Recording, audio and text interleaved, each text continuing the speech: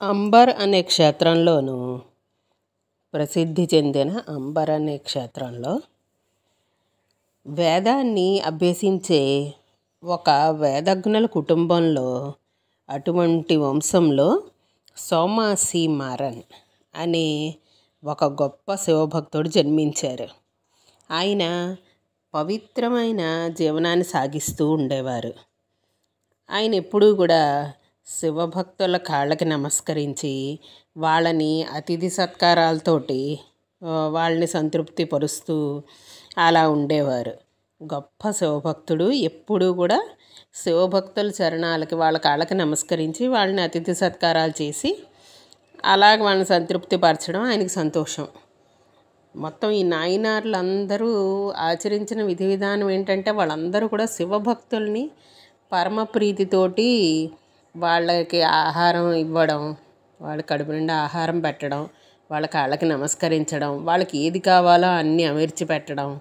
ఇదే ఈ నాయనార్లు మొత్తం మనం ఇప్పటిదాకా చెప్పుకున్న నాయనార్లు అందరూ కూడా అదే పద్ధతిని అనుసరించారు.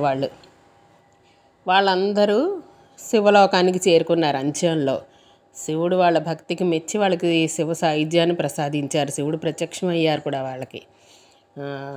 నందివాహనం మీద ఆరుడే అయిన శివపరమాత్మ పార్వతీదేవి సహితంగా దర్శనం కూడా ఇచ్చారు వీళ్ళందరికీ. అలాగే ఈ సోమాసి మారన్కి కూడా ఆయన శివభక్తుల చరణాలకి నమస్కరించేవారు కాళ్ళకి. అలాగే వాళ్ళని అతిథి సత్కారాలతోటి సంతృప్తి పరిచేవారు. గొప్ప శివభక్తుడు. ఆయన యాగాలు విధి విధానం ప్రకారం ఆచరిస్తూ ఉండేవారు. యాగాలు చేస్తూ ఉండేవారు. ప్రాణాలతో ఉండే మనుషులు సద్గతి పొందాలంటే ఒకే ఒక మార్గం పరమేశ్వరుడి యొక్క పాదపద్మాలను ఆశ్రయించడమేను అని చెప్పి ఆయన గ్రహించారు.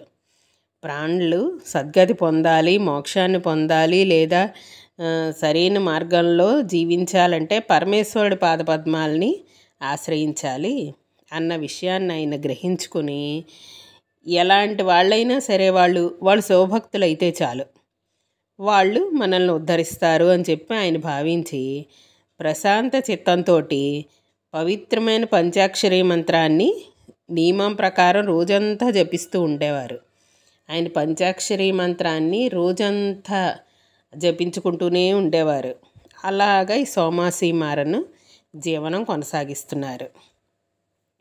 ఈ సోమాసి మారన్ ప్రసిద్ధి చెందిన తిరువారూరు క్షేత్రానికి వెళ్ళారు. ఒకసారి వెళ్ళి అక్కడ పరమేశ్వరుడికి ప్రియసఖుడైన సుందరమూర్తి నాయనారికి భక్తుడయ్యారు.